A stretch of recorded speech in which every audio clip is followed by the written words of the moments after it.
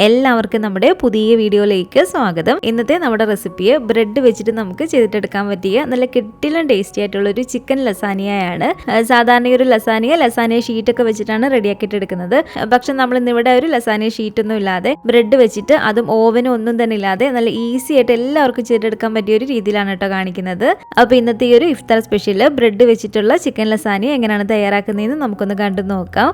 ഈ ഒരു വീഡിയോ കണ്ടുകൊണ്ടിരിക്കുന്ന സമയത്ത് നിങ്ങൾക്ക് ഇഷ്ടപ്പെടുവാണെങ്കിൽ മറക്കാതെ തന്നെ ഒരു ലൈക്ക് ബട്ടണും കൂടെ ഒന്ന് ക്ലിക്ക് ചെയ്യണേ. ചാനൽ ഒന്ന് സബ്സ്ക്രൈബ് ചെയ്ത് സപ്പോർട്ടും കൂടി ചെയ്യുക. അപ്പോൾ ബ്രെഡ് വെച്ചിട്ടുള്ള ഈ ഒരു ലസാനിയ റെഡിയാക്കി എടുക്കാൻ വേണ്ടിയിട്ട് ഞാനിപ്പോൾ ഇവിടെ ഒരു 8 ബ്രെഡാണ് കേട്ടോ എടുത്തിരിക്കുന്നത്. ഇനി ഇതുപോലൊരു പാത്രത്തിൽ കുറച്ച് വെള്ളം ഒഴിച്ചു കൊടുത്ത് അതൊന്ന് ചൂടായി കിടക്കാണ്. ഈ ഒരു വെള്ളത്തിലേക്ക് ഇതുപോലെ ചെറിയ ഒരു 3 തക്കാളി ഇട്ട് കൊടുത്തിട്ടുണ്ട്. തക്കാളി ഇതുപോലെ ഇട്ട് കൊടുക്കുമ്പോഴത്തേക്കും ചെറിയതായിട്ട് പുറമേ ഒന്ന് വരഞ്ഞു കൊടുത്തേക്കാം കേട്ടോ. അപ്പോൾ നമുക്ക് ആ ഒരു സ്കിന്ന് പെട്ടെന്ന് അങ്ങ് റിമൂവ് ചെയ്തെടുക്കാൻ പറ്റും. ഇനി ഇതുപോലെ മൂടി വെച്ച് അടച്ചു വെച്ച് കൊടുത്തിട്ട് മീഡിയം ടു ലോ ഫ്ലെയിമിൽ ഇട്ട് കൊടുത്ത് ഒരു 10-12 മിനിറ്റ് നമ്മളൊന്ന് കുക്ക് ചെയ്തെടുത്താൽ മതി. അപ്പോൾ ഇതുണ്ടല്ലോ ഏകദേശം ഒരു 10 മിനിറ്റ് ഒക്കെ കഴിഞ്ഞപ്പോഴത്തേക്കും തന്നെ ആ ഒരു തൊലിയൊക്കെ മാറി തക്കാളി നന്നായിട്ടൊന്ന് കുക്കായി വന്നിട്ടുണ്ട്. ഇനി ഈ ഒരു വെള്ളത്തിൽ നിന്ന് ഈ ഒരു തക്കാളി എടുത്ത് മാറ്റാം. ഇതുപോലെ നമ്മൾ വെള്ളത്തിൽ നിന്ന് ഒരു തക്കാളി എടുത്തതിന് ശേഷം തക്കാളിയുടെ പുറമേ ഉള്ള ഒരു തൊലിയില്ലേ, അതിന്റെ തൊലി ഫുള്ളായിട്ടൊന്ന് കളഞ്ഞതിന് ശേഷം ചെറുതായിട്ട് അതിന്റെ ചൂടും കുറയണം. അതിനുശേഷം നമുക്ക് ഈ ഒരു മിക്സിയുടെ ജാറിലേക്ക് ഇട്ട് കൊടുക്കാം. ഈ ഒരു മിക്സിയുടെ ജാറിലേക്ക് 1 ടേബിൾ സ്പൂണോളം വെള്ളം കൂടി ഞാൻ ഒഴിച്ചു കൊടുത്തിട്ടുണ്ട്. ഇതിന് നമുക്ക് നന്നായിട്ട് തന്നെ ഇതുപോലെ ഒന്ന് അരച്ചെടുത്തിട്ട് വരാം. ഇനി ഇതുപോലെ ഒരു പാനിലേക്ക് ഒരു 2-2.5 ടേബിൾ സ്പൂൺ അളവിൽ ഓയിൽ ഒഴിച്ചു കൊടുക്കുക. സൺഫ്ലവർ ഓയിലോ വെജിറ്റബിൾ ഓയിലോ ഒലിവ് ഓയിലോ ഏത് വേണമെങ്കിലും ചേർത്ത് കൊടുക്കാം. വെളിച്ചെണ്ണ എടുക്കരുത്. ഓയിലൊന്ന് ചൂടായിട്ട് വരുമ്പോഴത്തേക്കും ഇതുപോലെ തീരെ പൊടിയായിട്ട് അരിഞ്ഞെടുത്ത് വെച്ചിരിക്കുന്ന ഒരു 2 ടേബിൾ സ്പൂൺ അളവിൽ വെളുത്തുള്ളിയാണിത്.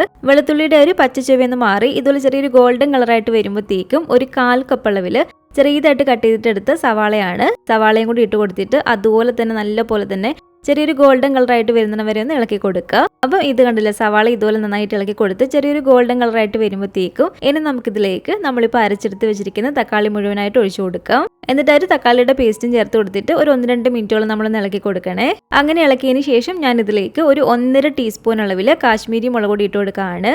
അതുപോലെ തന്നെ ഒരു 3/4 ടീസ്പൂൺ അളവിൽ ചില്ലി ഫ്ലേക്സ്, നമ്മുടെ വറ്റൽമുളക് ചെറുതായിട്ട് പൊടിച്ചതും, 1 ടീസ്പൂൺ അളവിൽ ഒറിഗാനോയും കൂടി ഇട്ട് കൊടുക്കുകയാണ്. നമ്മൾ സാധാരണ പിസയ്ക്കകത്തൊക്കെ ഇടുന്ന ഒറിഗാനോ അതും കൂടി ഇട്ട് കൊടുത്തിട്ട് നന്നായിട്ട് ഇളക്കിയിട്ടെടുക്കാം.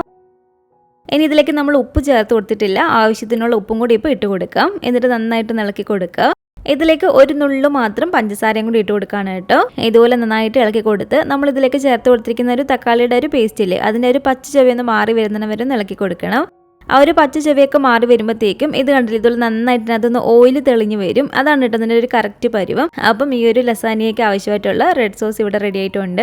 ഇനി ഇതുപോലെ വേറൊരു പാത്രത്തിലേക്ക് നമുക്കൊരു 2 ടേബിൾ സ്പൂൺ അളവിൽ ഓയിൽ ഒഴിച്ചു കൊടുക്കാം. ഓയിലൊന്ന് ചൂടായിട്ട് വരുമ്പോഴത്തേക്കും ഇതിലേക്ക് നമുക്ക് ഒരു 2 ടേബിൾ സ്പൂൺ അളവിൽ വെളുത്തുള്ളി ഇതുപോലെ തീരെ പൊടിയായിട്ട് കട്ട് ചെയ്തിട്ടെടുത്താണ് അതും കൂടി ഇട്ട് കൊടുക്കാം. എന്നിട്ട് നന്നായിട്ട് ആ ഒരു വെളുത്തുള്ളിയുടെ പച്ചച്ചൊവ മാറി വരുന്നവരെ ഇതുപോലെ ഇളക്കി കൊടുക്കുക. ഇതുപോലെ ചെറിയൊരു ഗോൾഡൻ കളറായിട്ട് വരുമ്പോഴത്തേക്കും ഇതൊരു മീഡിയം വലിപ്പമുള്ള സവാള ഇതുപോലെ ഈ ഒരു വലിപ്പത്തിൽ നിന്ന് കട്ട് ചെയ്തിട്ട് എടുത്തിരിക്കുന്നതാണ്. അത് നമുക്ക് ചേർത്ത് കൊടുക്കാം. സവാള ചെറിയതായിട്ടൊന്ന് വാടി വരുമ്പോഴത്തേക്ക് തന്നെ ഇതിലേക്ക് നമുക്ക് ഇതൊരു മീഡിയം വലിപ്പമുള്ള ക്യാപ്സിക്കം മുഴുവനായിട്ട് തന്നെ ഇതുപോലെ ചെറിയതായിട്ട് കട്ട് ചെയ്തെടുത്തിട്ടുണ്ട്. അത് നമുക്ക് ഇട്ട് കൊടുക്കാം. പിന്നെ വേണ്ടത് ഒരു ചെറിയ തക്കാളിയുടെ ആ ഒരു വെള്ളവും കുരുവും കളഞ്ഞിട്ട് ആ ഒരു കട്ടിയായിട്ടിരിക്കുന്നത് മാത്രം നമുക്ക് ഇതുപോലെ ചെറിയതായിട്ട് കട്ട് ചെയ്തിട്ട് ഇതിലേക്ക് ഇട്ട് കൊടുക്കാം. ഇനി ഇത് രണ്ടും കൂടി ചേർത്തിട്ട് നല്ല പോലെ തന്നെ ഒന്ന് ഇളക്കി കൊടുക്കുക കേട്ടോ. ഒരുപാട് വെന്തങ്ങ് ഉടഞ്ഞു പോകേണ്ട ആവശ്യമില്ല. അത്യാവശ്യം നല്ല പോലെ തന്നെ ഒന്ന് വാടി കിട്ടിയാൽ മതി ഇതെല്ലാം. അപ്പോൾ ഇതെല്ലാം അത്യാവശ്യം ഒന്ന് വാടി വരുമ്പോഴത്തേക്കും ഇനി നമുക്ക് ഇതിലേക്ക് ചേർത്ത് കൊടുക്കേണ്ടത് ഇതൊരു 300 ഗ്രാം അളവിൽ എല്ലില്ലാത്ത ചിക്കന് കുക്കറിലേക്ക് ഇട്ട് കൊടുത്ത് കുറച്ച് മഞ്ഞൾപ്പൊടിയും കുറച്ച് മാത്രം കുരുമുളക് പൊടിയും ഉപ്പും ചേർത്ത് നന്നായിട്ട് ഞാനൊന്ന് വേവിച്ചെടുത്തിരിക്കുന്നതാണ്. ചിക്കൻ നമ്മൾ വേവിച്ചതിന് ശേഷം ഇതുപോലെ കൈ കൊണ്ട് തന്നെ ചെറിയ ചെറിയ പീസാക്കി ഒന്ന് അടർത്തിയിട്ട് കൊടുക്കുക. അപ്പോൾ ഈ ഒരു ചിക്കനും കൂടി ഇതിലേക്ക് ഇട്ട് കൊടുത്തിട്ട് നല്ല പോലെ തന്നെ ഇളക്കി കൊടുക്കാം. ചിക്കനും കൂടി ചേർത്തൊരു 1-2 മിനിറ്റോളം ഇളക്കിയതിന് ശേഷം ഇനി നമുക്ക് ഇതിലേക്ക് ചേർത്ത് കൊടുക്കേണ്ടത് നമ്മളിപ്പോൾ റെഡിയാക്കി വെച്ചിട്ടുള്ള ഒരു റെഡ് സോസ് ഇല്ലേ, അതിൽ നിന്ന് ഒരു 2 ടേബിൾ സ്പൂണോളം മാത്രം ഇതിലേക്ക് നമ്മളിപ്പോൾ ഇട്ട് കൊടുക്കുക. ബാക്കി നമ്മളെടുത്ത് മാറ്റി വെക്കുക കേട്ടോ, നമുക്ക് ലാസ്റ്റത്തേക്ക് ആവശ്യമുണ്ട്. അപ്പോൾ 2 ടേബിൾ സ്പൂൺ അളവിൽ ആ ഒരു സോസും കൂടി ചേർത്ത് കൊടുത്തിട്ട് നന്നായിട്ട് ഇളക്കി കൊടുക്കുക. സോസും ചേർത്ത് ഇതുപോലെ ഇളക്കിയതിന് ശേഷം ഇതിലേക്ക് ഞാൻ ഒരു 1.5 ടീസ്പൂൺ അളവിൽ കാശ്മീരി മുളക് പൊടിയും കൂടാതെ ഇതിലേക്ക് ഒരു 1/2 ടീസ്പൂൺ അളവിൽ ചെറിയ ജീരകത്തിന്റെ പൊടിയും, ഇത് 1 ടീസ്പൂൺ അളവിൽ ചില്ലി ഫ്ലേക്സ് ആണ്, അതുപോലെ തന്നെ 1 ടീസ്പൂൺ അളവിൽ ഒറിഗാനോയും കൂടി ചേർത്ത് കൊടുത്തിട്ട് നന്നായിട്ട് നമുക്ക് ഇളക്കിയിട്ടെടുക്കാം. ഇതുപോലെ ഈ ഒരു പൊടികളെല്ലാം കൂടി ചേർത്തിട്ട് നമ്മളൊരു 5-6 മിനിറ്റോളം തന്നെ നന്നായിട്ട് ഇളക്കി കൊടുക്കണേ. ഒരു മീഡിയം ടു ലോ ഫ്ലെയിമിൽ വെച്ച് കൊടുത്തിട്ട് തന്നെ ഒരു 5-6 മിനിറ്റോളം നമ്മൾ ഇളക്കി കൊടുത്താൽ മതി. ഇതിലേക്ക് ഇനി നമുക്ക് ആവശ്യത്തിനുള്ള ഉപ്പും കൂടി ചേർത്ത് കൊടുക്കാം. നമ്മൾ ചിക്കൻ വേവിച്ച സമയത്ത് ഉപ്പ് ചേർത്താണ് വേവിച്ചത്. അപ്പോൾ ഉപ്പ് നോക്കിയിട്ട് വേണം കേട്ടോ ഇതിലേക്ക് ചേർത്ത് കൊടുക്കാൻ വേണ്ടിയിട്ട്. അപ്പോൾ കുറച്ച് സമയം നമ്മൾ ഇതുപോലെ ഇളക്കി കൊടുക്കുമ്പോഴത്തേക്കും ചിക്കനിലാരും മസാലയൊക്കെ പിടിച്ച് നല്ലൊരു ടേസ്റ്റ് ആയിട്ടുണ്ട്. ഇനി നമുക്ക് ഫ്ലെയിം അങ്ങ് ഓഫ് ചെയ്ത് കൊടുത്തേക്കാം. ഇത് വേറൊരു പാത്രത്തിലേക്കൊന്ന് മാറ്റി കൊടുക്കുക. ഇനി നമുക്കിതിലേക്ക് ഒരു ഐറ്റം കൂടി ഒന്ന് റെഡിയാക്കി എടുക്കാൻ വേണ്ടിയിട്ടുണ്ട്. White sauce. നമ്മൾ സാധാരണ പാസ്തയൊക്കെ ചെയ്യുന്ന സമയത്ത് ഉണ്ടാക്കിയെടുക്കുന്ന ഒരു വൈറ്റ് സോസ് തന്നെ. അപ്പോൾ ഉപ്പില്ലാത്ത ബട്ടർ ഇതുപോലൊരു 3 ടേബിൾ സ്പൂണോളം ഇട്ട് കൊടുത്തിട്ട് നല്ല പോലെ തന്നെ നമ്മൾ തീ ഒന്ന് കുറച്ച് വെച്ച് കൊടുത്തിട്ടൊന്ന് മെൽറ്റ് ചെയ്തിട്ട് എടുക്കുക. അപ്പോൾ തീ നന്നായിട്ട് കുറച്ച് വെച്ച് കൊടുത്തിട്ട് ബട്ടർ ഇതുപോലെ പൂർണ്ണമായിട്ട് ഉരുകി വരുമ്പോഴത്തേക്കും ഇനി നമുക്കിതിലേക്ക് വേണ്ടത് ഒരു 3 ടേബിൾ സ്പൂണുള്ള അളവിൽ മൈദയാണ്. മൈദയുടെ അളവ് കൂടി പോകരുത്, ഒരുപാട് അങ്ങ് കുറുകി അങ്ങ് പോവും. അപ്പോൾ ഒരു 3 ടേബിൾ സ്പൂണുള്ള മൈദയും കൂടി ഇട്ട് കൊടുത്തിട്ട് ചെറിയ ഇതിലിട്ട് കൊടുത്തിട്ട് ഒരു 2-3 മിനിറ്റോളം നമ്മൾ ഇളക്കി കൊടുക്കുക. മൈദയുടെ ഒരു പച്ച ചുവയൊന്ന് മാറി വരണം. അപ്പോൾ ഒരു 2-3 മിനിറ്റോളം മൈദയും ചേർത്ത് ഇതുപോലെ ഇളക്കിയതിന് ശേഷം ഇനി നമുക്കിതിലേക്ക് വേണ്ടത് 1 കപ്പ് അളവിൽ പാലാണ്. അപ്പോൾ 250 ml ഈ ഒരു കപ്പിൽ 1 കപ്പ് അളവിൽ ഞാൻ പാലെടുത്തിട്ടുണ്ട്. പാൽ നമ്മൾ ഇതുപോലെ കുറച്ച് കുറച്ചായിട്ട് വേണം ഒഴിച്ചു കൊടുക്കാൻ വേണ്ടിയിട്ട്. ഒഴിച്ചു കൊടുക്കുമ്പോഴത്തേക്കും നന്നായിട്ട് ഇളക്കി കൊടുത്തുകൊണ്ടിരിക്കണം കേട്ടോ. ഇതുപോലെ ഒരു വിസ്ക് ഉണ്ടെങ്കിൽ അതായിരിക്കും ഏറ്റവും നല്ലത്, കാരണം ഒട്ടും തന്നെ കട്ട പിടിക്കത്തില്ല. നമ്മൾ ഇതുപോലെ ഇളക്കി കൊടുത്തുകൊണ്ടിരിക്കുമ്പോഴത്തേക്കും തന്നെ ഇത് പെട്ടെന്ന് അങ്ങ് കുറുകി പോകും. അപ്പോൾ ഇതുപോലെ നന്നായിട്ട് ഇളക്കി കൊടുത്തതിന് ശേഷം പെട്ടെന്ന് തന്നെ നമുക്ക് ഇതിലേക്ക് ഒരു 1/2 ടീസ്പൂൺ അളവിൽ ഒറിഗാനോ ഇട്ട് കൊടുക്കാം. അതുപോലെ തന്നെ ഇതിലേക്ക് ആവശ്യത്തിനുള്ള ഉപ്പും കൂടി ചേർത്ത് കൊടുക്കാം. ഉപ്പ് ഒരുപാട് കൂടി പോകരുത്, കുറച്ചൊന്ന് ഇട്ട് കൊടുത്തതിന് ശേഷം ലാസ്റ്റ് വേണമെന്നുണ്ടെങ്കിൽ പിന്നീട് ചേർത്ത് കൊടുക്കാവുന്നതാണ്. അതുപോലെ തന്നെ 1/2 ടീസ്പൂൺ അളവിൽ കുരുമുളക് പൊടി കൊണ്ട് ചേർത്ത് കൊടുത്ത് നന്നായിട്ട് ഇളക്കിയിട്ടെടുക്കുക. ഇതുപോലെ നമ്മൾ ഇതെല്ലാം കൂടി ചേർത്ത് ജസ്റ്റ് ഒന്ന് ഇളക്കിയതിന് ശേഷം അപ്പം തന്നെ നമ്മൾ ഫ്ലെയിം ഒന്ന് ഓഫ് ചെയ്ത് കൊടുത്ത് വേറൊരു പാത്രത്തിലേക്ക് ഇത് മാറ്റി കൊടുക്കണേ. അല്ലെങ്കിൽ വീണ്ടും ഈ ഒരു പാത്രത്തിലിരുന്ന് ഇത് ഒരുപാട് അങ്ങ് കുറുകി അങ്ങ് ഒത്തിരി അങ്ങ് പോവും. ഇത് കണ്ടില്ല, ഈ ഒരു കറക്റ്റ് പരുവത്തിന് വേണം നമ്മൾ റെഡിയാക്കി എടുക്കാൻ വേണ്ടിയിട്ട് വൈറ്റ് സോസ്. ഇനി അഥവാ നിങ്ങൾ ചെയ്യുന്ന സമയത്ത് ഇതിലും കുറച്ച് കുറുകി പോയി എന്ന് തോന്നുന്നുണ്ടെങ്കിൽ കുറച്ചും കൂടി പാലൊഴിച്ച് കൊടുത്തിട്ട് നമ്മൾ ഈ ഒരു കറക്റ്റ് പരുവത്തിനാക്കി എടുത്താൽ മാത്രം മതി. നമ്മൾ നേരത്തെ എടുത്തു വെച്ചിരുന്ന ഒരു 8 പീസ് ബ്രെഡാണിത്. ഓരോ ബ്രെഡും എടുത്തിട്ട് മുരിഞ്ഞിട്ടുള്ള ഒരു 4 സൈഡ് നമുക്ക് ഇതുപോലൊന്ന് കട്ട് ചെയ്ത് മാറ്റാം. അപ്പോൾ ഒരു 8 ബ്രെഡിൻ്റെയും മുരിഞ്ഞിട്ടുള്ള ഒരു 4 സൈഡും ഞാൻ ഇതുപോലൊന്ന് കട്ട് ചെയ്ത് മാറ്റിയിട്ടുണ്ട്. ഇനി നമ്മൾ ഈ ഒരു ലസാന ഏത് പാത്രത്തിലാണോ സെറ്റ് ചെയ്യുന്നത് ആ ഒരു പാത്രം എടുക്കുക. ഇതുപോലെ നല്ല കട്ടിയുള്ള, നമ്മൾ ബേക്കിങ്ങിന് വേണ്ടിയിട്ട് എടുക്കുന്ന ഗ്ലാസ് ടൈപ്പ് പാത്രമില്ല, നല്ല കട്ടിയുള്ളത്. കട്ടി കുറഞ്ഞതാണെങ്കിൽ ഗ്ലാസ് ടൈപ്പ് എടുക്കരുത്. ഇതുപോലെ ഈ ഒരു ടൈപ്പ് ഏത് പാത്രം എടുത്താലും മതി കേട്ടോ. അലുമിനിയത്തിൻ്റെ ഒക്കെ കേക്ക് ടിന്നോ ഏത് പാത്രത്തിൽ വേണമെങ്കിലും നമുക്കിത് സെറ്റ് ചെയ്തെടുക്കാനാണ്. ഈ ഒരു പാത്രത്തിലേക്ക് ഞാൻ ഇതുപോലൊരു ബട്ടർ പേപ്പർ ഒന്ന് കട്ട് ചെയ്തിട്ട് കൊടുത്തിട്ടുണ്ട്. ബട്ടർ പേപ്പർ ഇപ്പോൾ ഇട്ട് കൊടുത്തില്ലെങ്കിലും കുഴപ്പമൊന്നുമില്ല കേട്ടോ. എളുപ്പത്തിൽ എടുക്കാൻ വേണ്ടിയിട്ട് ഞാനൊന്ന് ഇട്ട് കൊടുത്തെന്ന് മാത്രമേ ഉള്ളൂ. ഇനി ഇതിൻ്റെ ഈ സൈഡിലെല്ലാം തന്നെ നമുക്ക് നന്നായിട്ട് ഓയിലൊന്ന് സ്പ്രെഡ് ചെയ്ത് കൊടുക്കാം. അപ്പോൾ നല്ലപോലെ തന്നെ ഓയിൽ ഞാനൊന്ന് സ്പ്രെഡ് ചെയ്ത് കൊടുത്തിട്ടുണ്ട്.